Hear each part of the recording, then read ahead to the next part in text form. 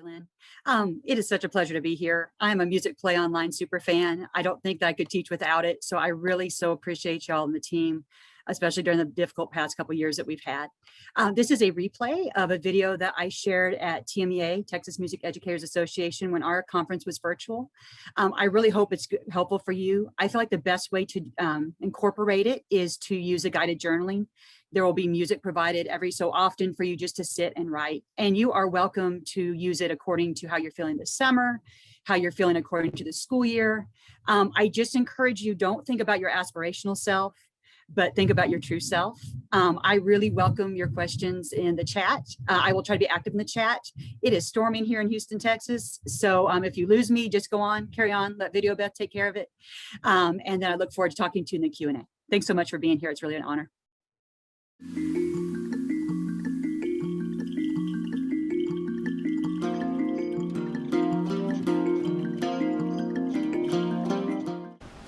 But why doesn't it always feel that way? We're tired. Our voice hurts. We're hungry. We act like martyrs. I refuse to believe it has to be that way. And neither should you. For the rest of the presentation, you'll need a notepad and paper, or the Notes app on your phone, or you can download the printable PDF.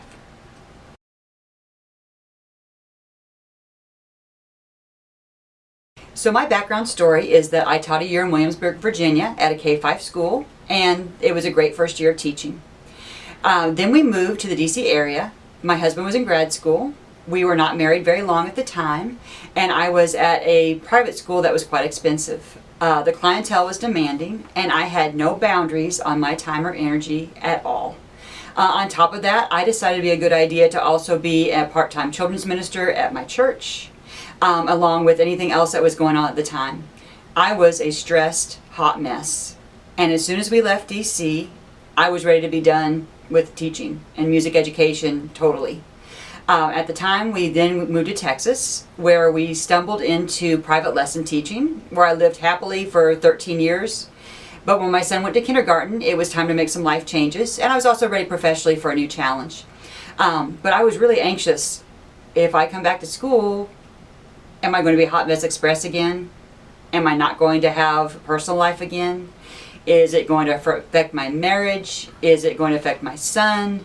What is this going to look like? Because teaching is a very important part of my life, but it's not my life, and I'm sure it isn't for you either. So I found a K-5 teaching job in Texas. I was so excited. And then the year was going well. My son had started kindergarten. My husband was working, and things were going great till they weren't. In February of that year, I injured my foot and was on workers' comp for several months, and I was devastated. Also, as a result of that, my son really cratered at kindergarten. So what happened with a wonderful professional and personal situation really went sideways quickly. And all the perfect things that I was trying to do, have him in perfect activities, keep the perfect house, be the perfect teacher, really went sideways. So when I returned the next day, I knew that something had to change or this was not sustainable. So in reaction to that, we pulled back and did less, way less. Physically, I couldn't. So I had to make sure that I had time to rest and recover after the end of every teaching day. For my son, mentally and physically, we needed the downtime. So it was time to have a year of no activities. Now, that's a little extreme, and our situation was a little extreme, but I don't regret it, and I think we needed it. As teachers, I think we think it's okay to keep an unsustainable pace during the school year because we're going to make it up over Christmas break, Thanksgiving break, summer. But no amount of self-soothing is really going to fill the hole of a full school year. Will your relationship with your spouse be there for you? I think divorce is too high an option to pay. Will your relationship with your kids be the same? School kids are great. They're not your children. Okay. I think music education is a calling, and that when you are there and in the time that you have allotted, you should lay it all out on the table, but not more than that. The next portion we're going to call My Action Plan, or MAP, because educators love acronyms. It's a guided journaling time for you to reflect on what's working in your personal life and professional life and what could use some changes. During this time, nothing is off limits, but I'm really going to push you to be specific. For example, if your goal is to drink water, don't just write down water. How much water will you drink? When are you going to drink it? What container are you going to use? Will you replace your afternoon Coke with it? Are you going to have waters at school? Hope is not a strategy, so be as specific as possible, but give yourself grace. Small changes move the needle.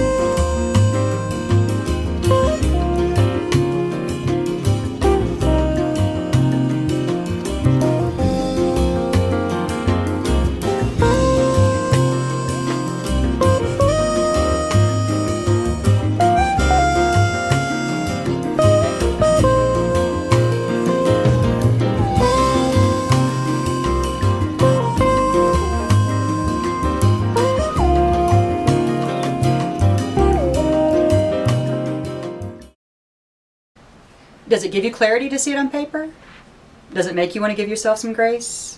Or does it make you want to run for Netflix and Ben & Jerry's?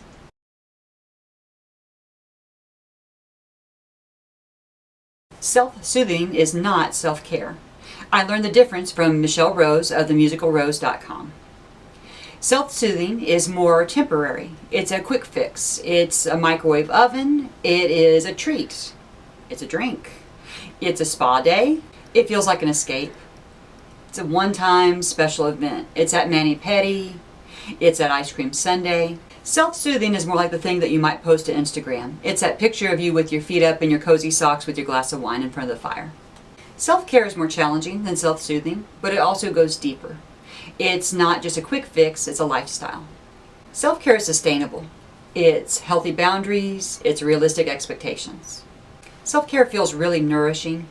It's an investment, it's not overnight results.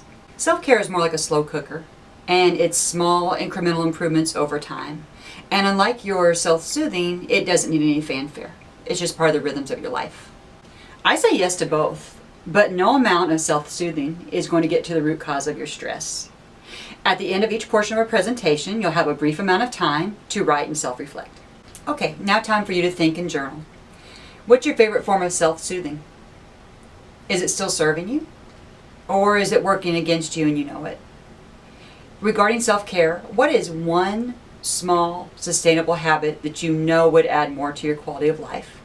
Take a second to think about these things and write them down.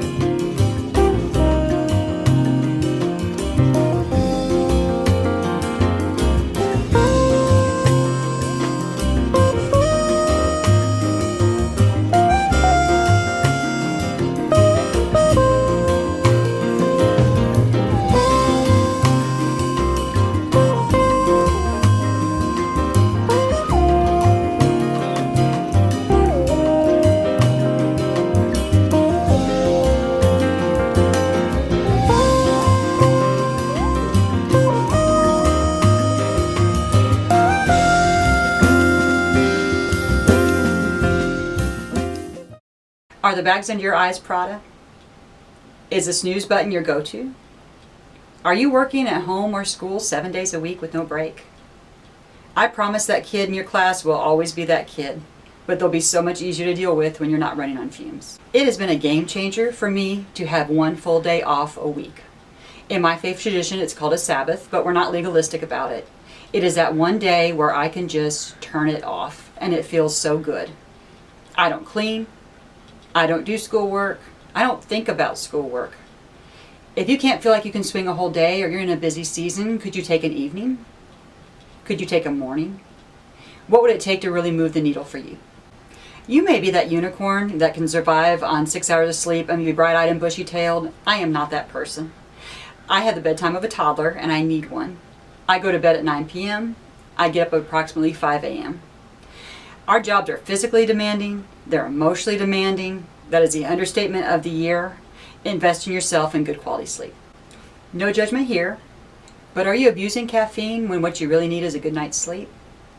Is there a cutoff time for you that when you stop drinking your coffee or Cokes in the afternoon? Is it starting to lose the magic where you're less alert and just more jittery? Your next reflection is, what will you do to replenish your energy? Okay. Energy, like time, like money, is finite. It is not infinite.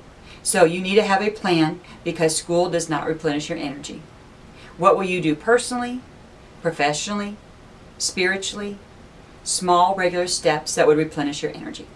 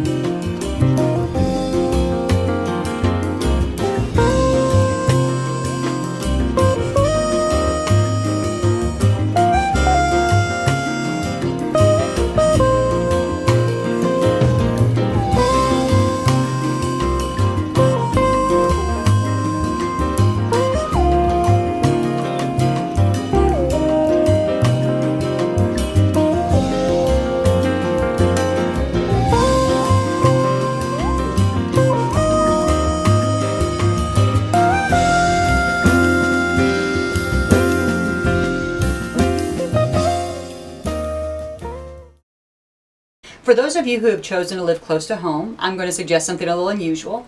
I'm going to suggest that you actually add a commute. Take a 10-minute walk after work to clear your head and use that time to transition from work to home. For me, there's no one in my neighborhood to carpool with, and there's no viable public transportation, so I am on the commute train. So here are my commute hacks. I'm not even kidding. Complete and utter silence. We have noise in our life, and especially our job, all day long. Now, luckily I have a beautiful, pleasant commute. There's some great animals to look at on the way. I pray, I review my day, I visualize what it's going to look like, but my radio does not come on. There are no podcasts. I don't even sing. It is silent. Really.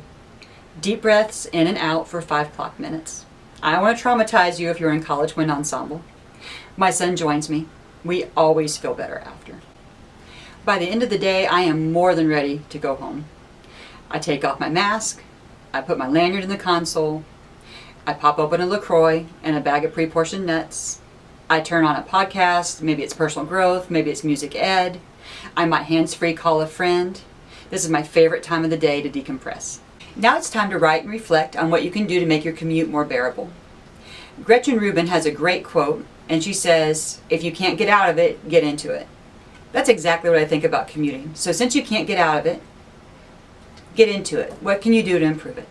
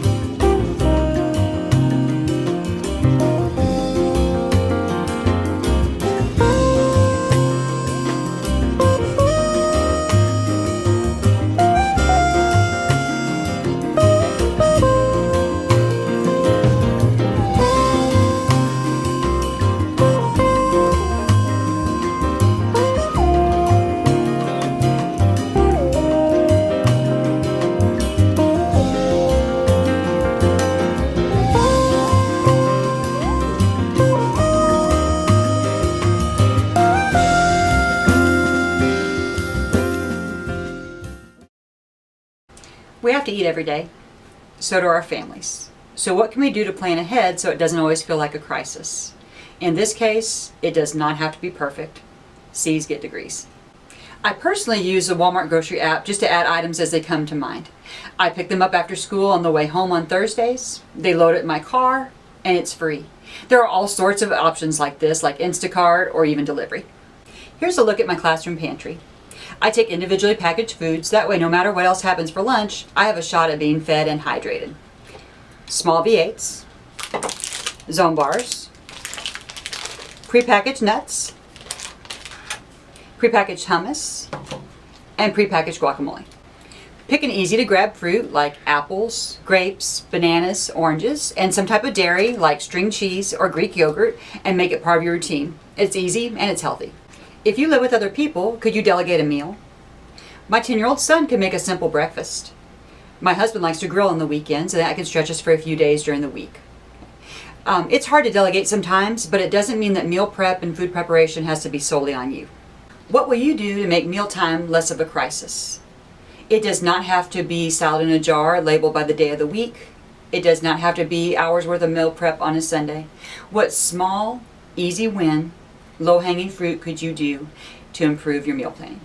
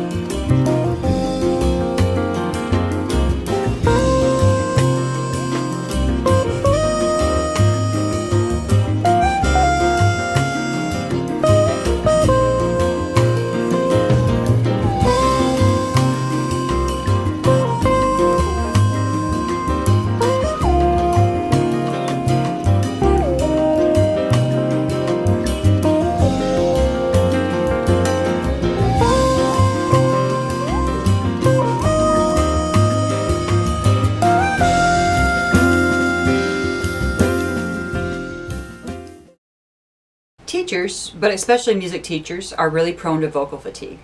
You only get one voice. You need to take care of it. Students hear a constant stream of teacher talk all day long. It's no wonder that they tune us out. Okay? Not only is this good pedagogy, it's good for saving your voice to use your nonverbals. So instead of saying stand up, sit down, show them.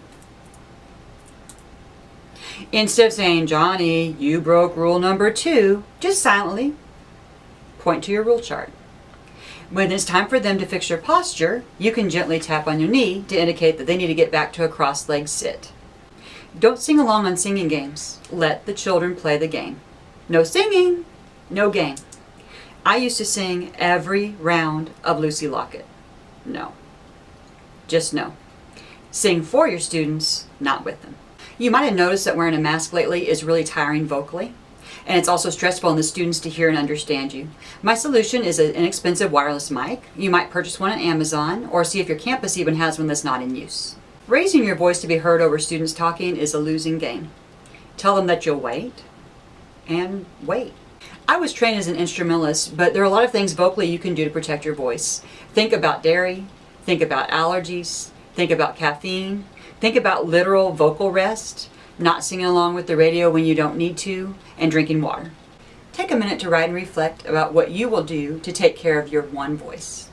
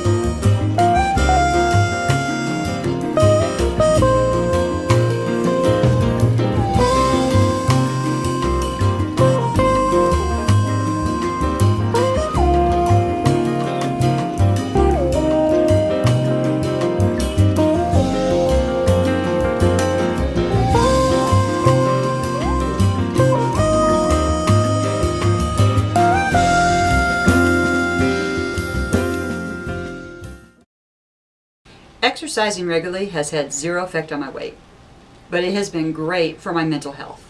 I literally crave it at the end of a tough school day. So I'm suggesting this for you.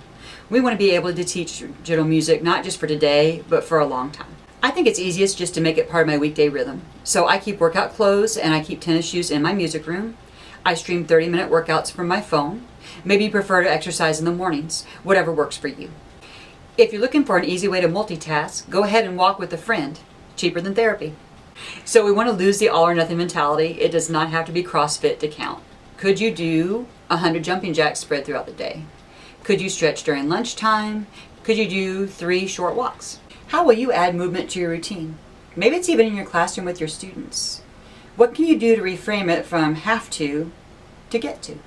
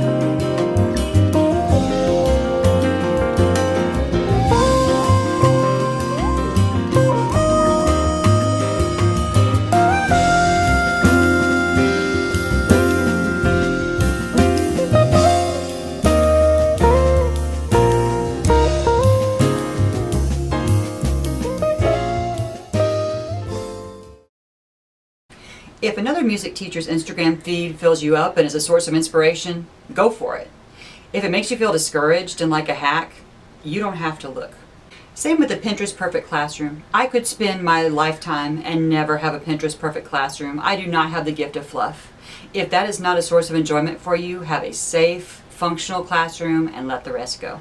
When you go to conferences and district meetings, look for teaching tips that are manageable for you and your situation. That presenter you admire might have literally been in the classroom for 20 years straight. That person in your district who does amazing programs might have the most supportive PTA and parents ever. You are the right person for you and your students. You don't love your students more if you have the first car in the parking lot or the last car in the parking lot. You don't love your students more or less if you choose to use a resource from Teachers Pay Teachers or a blog occasionally. There are 1,000 ways to be a good music teacher. What one step is going to help you have more realistic expectations for your hours and your output? Is it time to unfollow some people? Is it time to have a school curfew?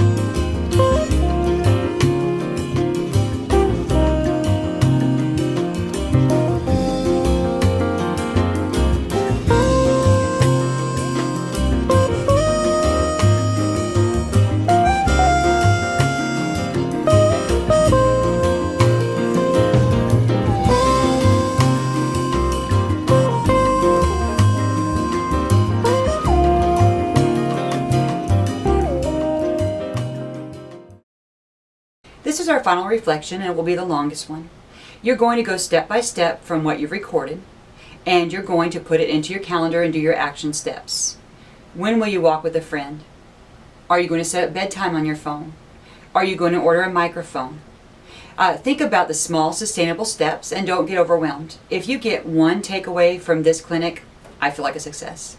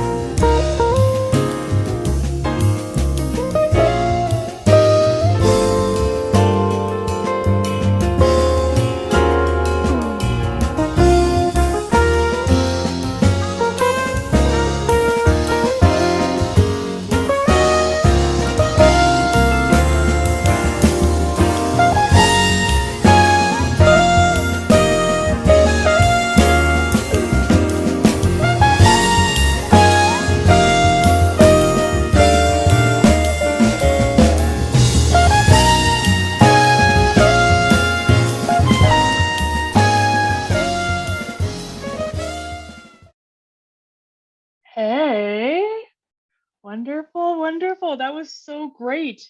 I have a whole massive list. Look at all this. Holy man. So good. Thank you so much. What a wonderful session. I am Thank so you. glad you enjoyed it, Carrie Lynn. Yeah. The How really did convicting everybody? thing, Sorry. the really convicting thing is I went through it myself today and I'm like, oops, I should take my own advice. That would be really good. Exercise, yes, that's been a while. So I am definitely not coming at this from an expert at all. I am right in the trenches with y'all, struggling just the same. Totally, totally, all good. And I mean, it's a big growth process. And I loved the quote that you had, oh, I'll probably butcher this, but don't let perfect be the robber of the good. Wait. Yep, the enemy of the good. Yeah, Yes. the enemy of the good. There we go. Yeah, that is, yep. Perfect is not the one to go for. That's awesome. Awesome. So are there any questions in the chat, or did anybody have anything? Feel free to unmute and ask away.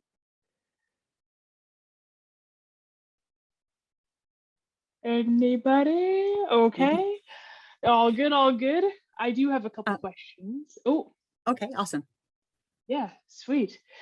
So is there anything that you do at work that you use as self-care? So I thought this one was good. This came from my co-presenter at TMEA. She's a real sweetheart who works in the district, and she's a band girl. She is no joke. Her band went to Midwest Band Orchestra Clinic. And what she does intentionally is she likes the front office people. They're a breath of fresh air for her. So she will intentionally make a reason to go up to the front office to go get some positivity.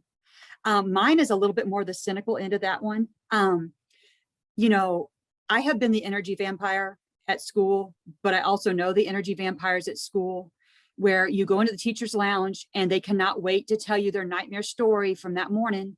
And oh my gosh, how was Timmy for you today? Because he was a nightmare for me. This is what he did. And then I'm just trying to heat up my lunch and my blood pressure is going up, and I'm like, this is our half hour to be with adults without kids. So sometimes I don't physically run, but I'll kind of back away like, oh, y'all have a good day. See ya. And, depending on the day, it might be eating by myself if I need that to get centered, It might be, like I said, listening to an inspiring podcast. I'm a person of faith, so sometimes that's part of what's happening during that time for me. I have kindergarten, or I did at my old campus. I'm going to be at a new campus this year, which is an adventure. I have kindergarten right after lunch. And if my head is not right, if I am, making those last 50 copies and chasing down a discipline referral and having a hard conversation and then opening my door for kindergarten, my mind is not in the game. I want to open the door and say, I'm so glad you're here, and mean it and not feel like a big liar.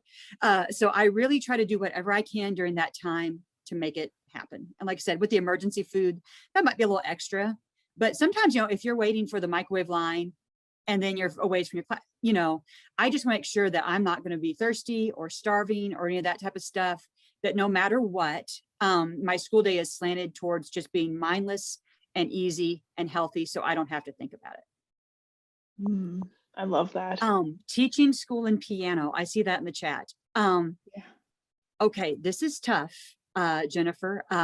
So I was a former private lesson teacher. I don't know if my bio is going to be available at any point, but so I taught school, taught privately for 13 years on Horn, and then back to teaching school. And I have not been able to successfully balance the private lessons and teaching during the day.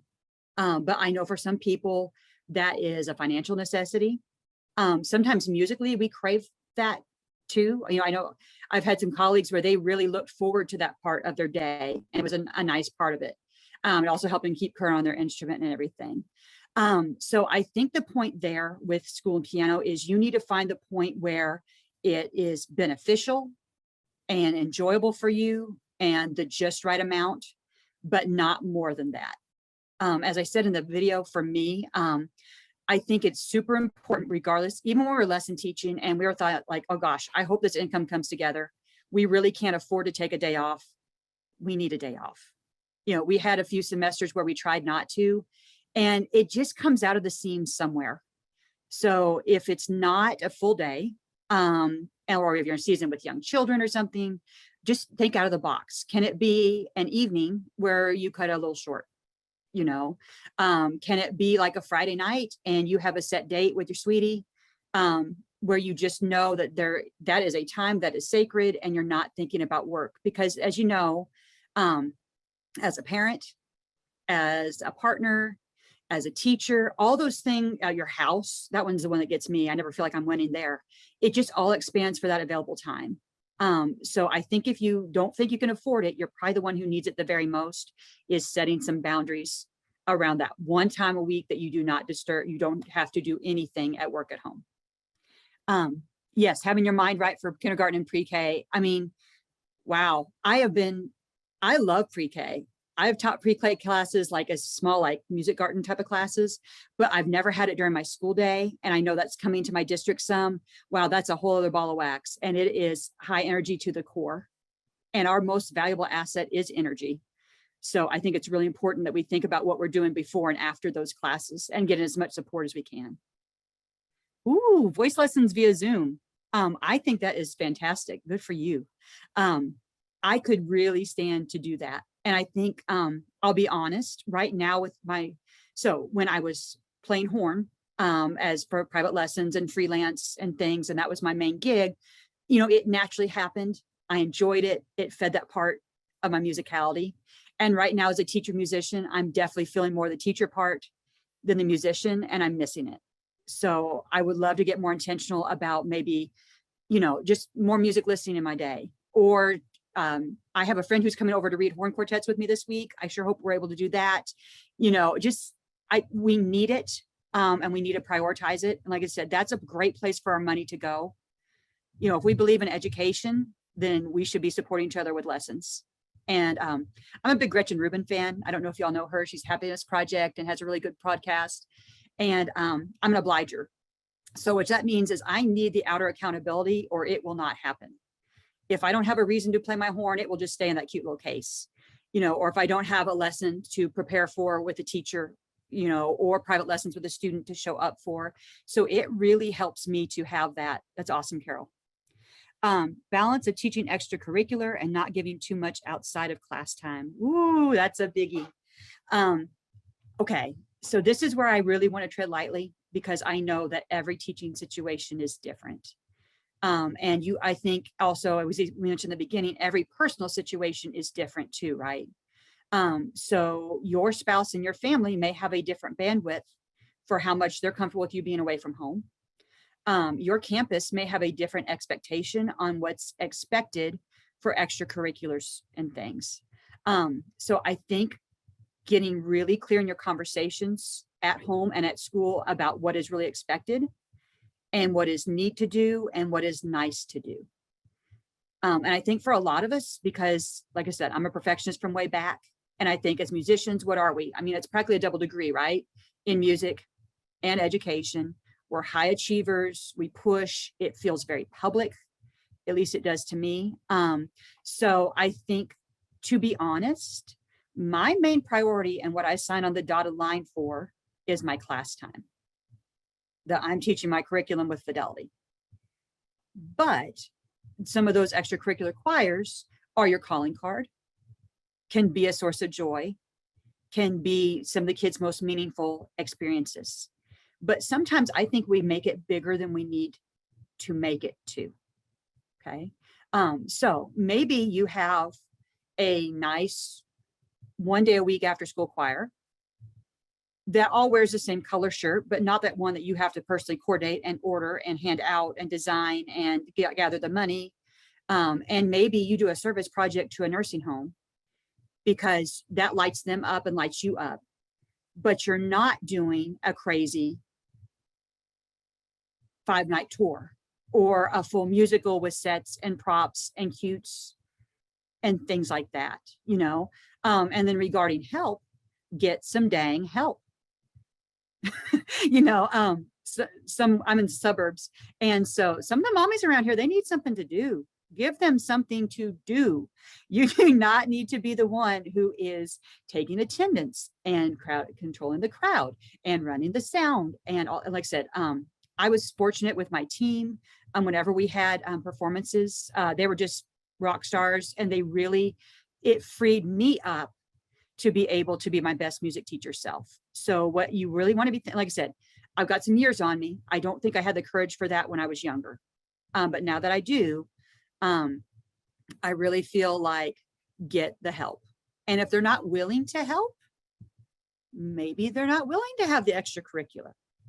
I bet they show up, and now I'm fighting. I bet they show up with the waters and the oranges for soccer, right? Activities require parental involvement. Activities require admin involvement. They can't just set it and forget it, right? So I think it's also important, and I think it depends on the school where you are too, with what the interest level is and what's normal, and what things need to be part of a school day and what don't. Also different districts handle that differently with expectations. From an integrity standpoint, if you're in your interview and you're saying, I'm going to promise you the moon, and I'm going to be here, and I'm going to do a 2-day ensemble, and I'm going to do a choir, and we're going to do a John Jacobson musical with all the props, and we're going to, then you better start getting clear on your expectations. So I generally feel like let's under promise and over deliver. I feel like it's so much, y'all sweet. It's so much better to be a person of your word than to be overwhelmed and resentful. And to be honest, we get tired. So teaching all day, and I would like to move away from less whole group teaching to more small group and things like that. But a lot of it is still a lot of me and a lot of whole group and a lot of energy, for those 6 classes a day. So I think it's really important to get super crystal clear with all your stakeholders on what this looks like. The other thing is, just because you have a choir for a semester doesn't mean you have to have it for a year. And just because you have, a 5th grade choir doesn't mean you have to have a 3rd, 4th, and 5th grade choir. So think about what can you do that. Also, I sometimes think if you just do the whole shooting match in elementary, what do they have to look forward to as middle school and high school and things like that? So I think you really want to have a nice tight connection with your feeder programs, and you want to encourage it and everything, but it doesn't have to be bigger and badder than their middle school or their high school program, in my estimation. You're a support. Does anybody else have anything, any questions? Feel free to unmute.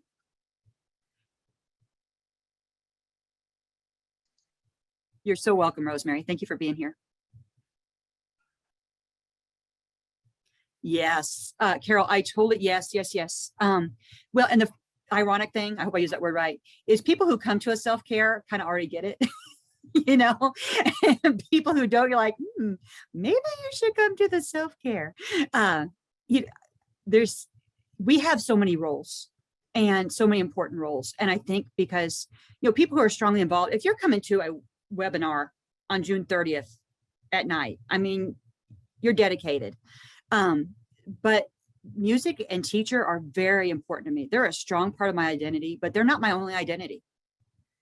I am a wife. Well, actually, first off, I'm a Christian wife, mother. I also have family roles with my extended family who happen to be far away, and then teacher and musician. So although they're critical, I'm not going to bump my wife role for my teacher musician role, because when I get done with my career, my school is not going to, they might love me. They love me. Okay. Yeah, they might remember me fondly. But I made a promise to my husband, and my son is my son. So I really want to make sure I'm keeping those commitments. And like I said, with this is difficult. Like I said, I'm going to a new campus. That's going to be a new boundary for me. And no one's going to throw you a ticker tape parade for saying no. And there are delicate ways to do it. And like I said, I feel like it works out easier for me to make smaller commitments that I'm sure I can keep the yes to, and then build. And same with programs. You all know how those things get a life of their own. And then everyone's like, what'll be cool? We should do that. And before, like, you've got like pyrotechnics and, aerialist and uh, my son brought home a friend's t-shirt from camp, and it was a t-shirt from their Veterans Day program. I'm like, are you telling me the whole school had t-shirts for the Veterans Day program? This flat wears me out. Gosh, wear a white t-shirt. We'll order some scarves from Oriental Trading and we're going to call it good.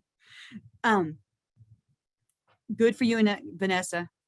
Thank you, Deb. That's very kind. And thank you, Jennifer. Thank you, Elizabeth.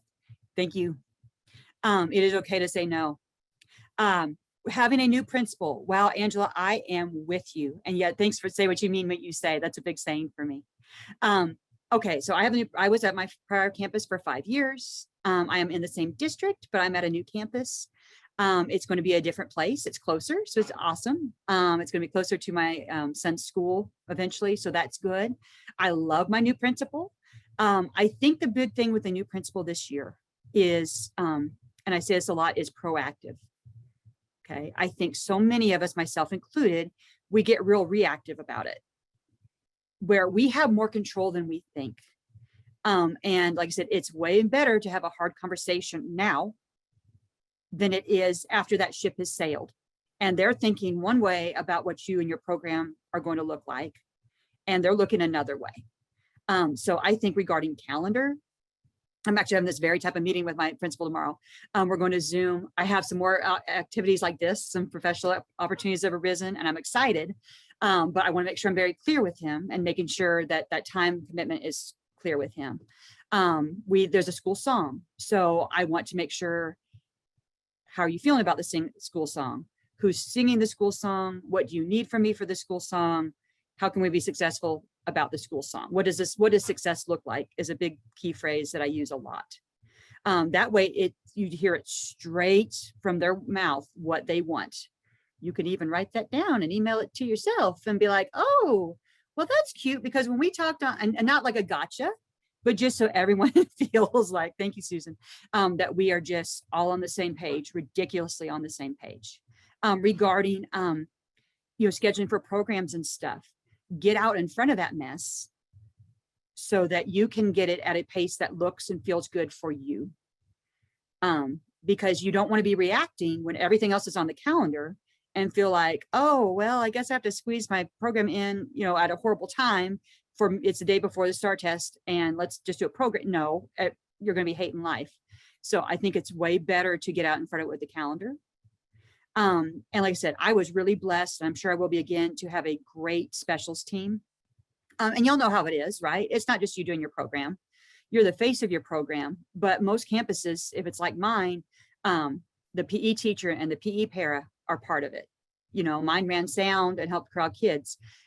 If your art teacher is going to be part of staging and court, some may not. It's way better to have that in advance, regarding class time missing from the other specials, regarding whether your campus prefers a morning or evening program, how many people your gym can hold, just all those things.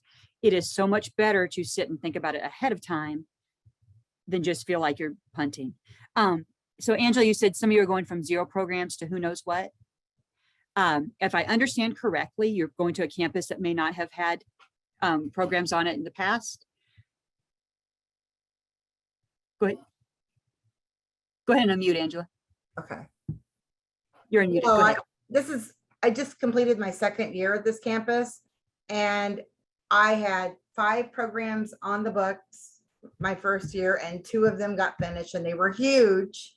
Now my assistant principal is going to be the principal, and this past year we didn't have no programs, and I don't know what the expectation is going to be for next year.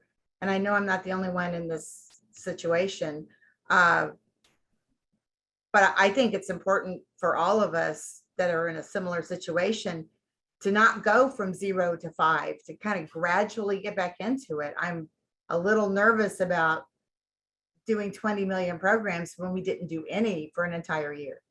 I feel like that is a great, and however you choose to phrase it, excuse me, that is a great conversation to have with your principal, and just lay your cards on the table.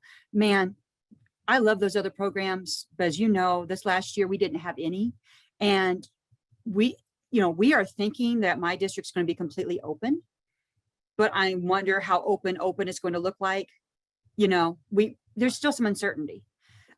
So I think, so when we say programs, I guess I mean like whatever we're doing as a music program, with that a grade level program, generally with a theme is what I'm referring to specifically, but you could also apply this to concerts.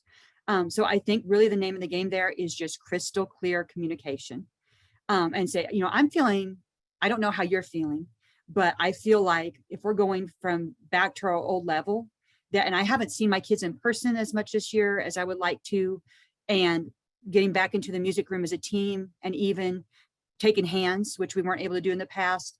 I would like to see if it is possible for us to start with X and Y this year.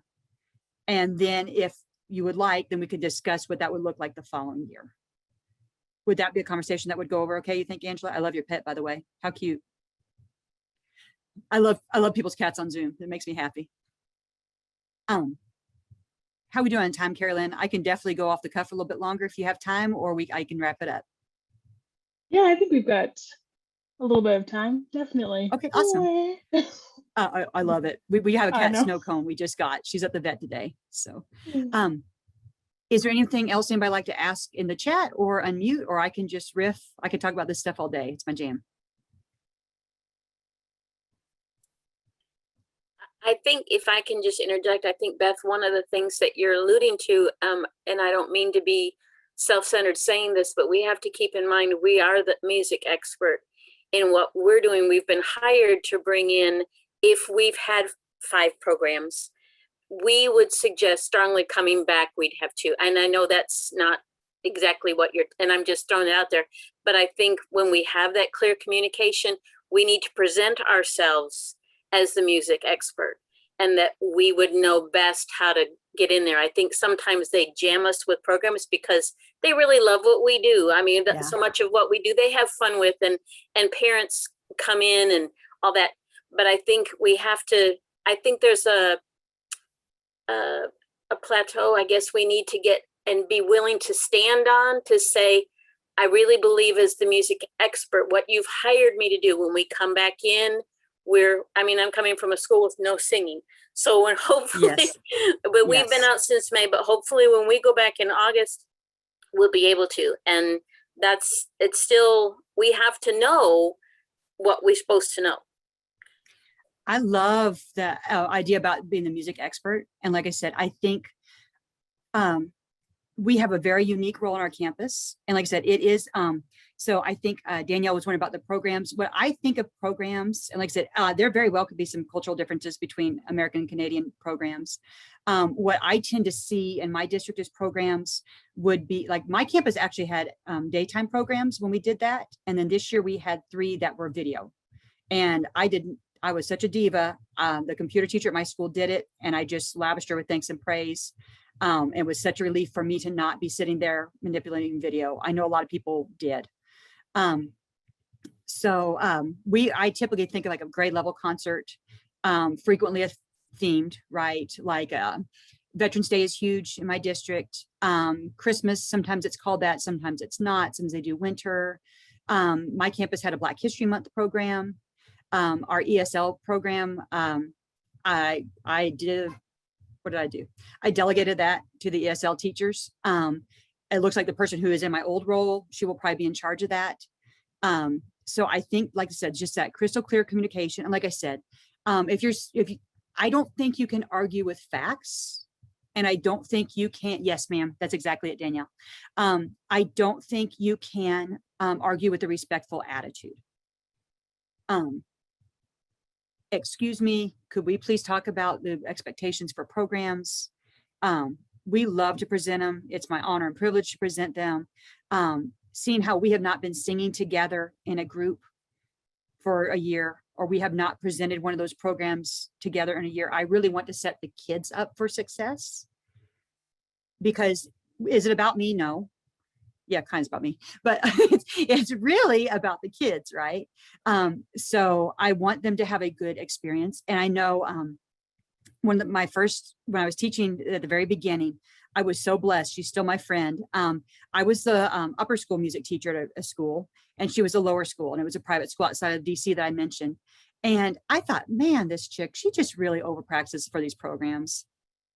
Until I got to the program and I knew why she did every single thing. And it was over practiced so the kids would feel ridiculously comfortable and be ridiculously successful. And I think sometimes lean and clean is so much better for that. Because if you put a bunch of grownups on stage, I'm sorry, everybody's mumbling and excuse making and uncomfortable, right? But we all of a sudden think we're going to put a bunch of fifth graders in front of the school and they're just supposed to be poised and polished without much time or effort or no. So I really, as much as I can, I want to make it just a very positive, encouraging experience where they leave feeling great, where if no one, I don't think, has ever complained about a too short program, but they will complain about a too long program. And they will complain when it takes you 10 years to get the kids on and off stage and it's loud and all that. So I just really feel in my heart of hearts, how I tend to do things is shorter is better, lean and clean, ask for the dang help, and then try to get the kids as pumped up about that as I can. And then I also tell them, it's not about me. It's not about you. A performance is a gift we give the audience. So in the case of Veterans Day, it is for those veterans. It is not about me. Who cares? And I think when we have that perspective in a program, it does take, because it can feel like a fishbowl for us and it can feel like a fishbowl for them, and you can feel judged. And like I said, with social media, that kind of ups the ante. And with, I don't know if y'all have moms where you live, but I have moms and they like to talk. So you just want to make sure that it's not about that. And that just helps you deflect some of those things. And I think keep your heart where it's supposed to be. Wow, I love what you just said about like you're there to perform for the veterans, that it's not about, that's shivers. I got shivers. Oh. So thank you. That's, yeah. You're welcome. I 100% mean that. My dad was a veteran and it really is my pleasure to do that performance every year. Mm-hmm. Oh, so good. Alrighty, so we are going to start wrapping this up. So any last questions, definitely fire away while I just blah, blah, a little bit about Musicplay Online. So as some of you may have noticed, we have moved over our site from our classic view to beta, which has now become Musicplay Online. If you still need to access the classic version of Musicplay Online, we will still have it up for a bit. This is the link to it. Just like we had beta.musicplayonline, this one is classic.musicplayonline. So definitely still use that if you still need a little bit of support on that side. I would highly recommend moving over to Musicplay Online as it is now, because we will be closing down classic probably by the beginning of the school year. So any last questions for Beth before we leave, or for anything Musicplay or Artie and Denise or anything? Awesome. Alrighty. Well, I would say this has been a roaring success. Thank you so much, Beth, for coming. And thank you all so much for having me and for all the kind words. If you are interested in contacting me, I'm real easy to find on Facebook, Beth Duhon Ribble. Ribble was my maiden name. I also have a Facebook group called Self-Care for the Music Educator. We hang out there and post memes. It's a pretty small group, but I'd love to have any of y'all there. If you have any questions, just direct message me.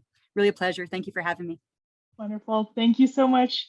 Okay, thank you, everyone. Enjoy your summer. Bye.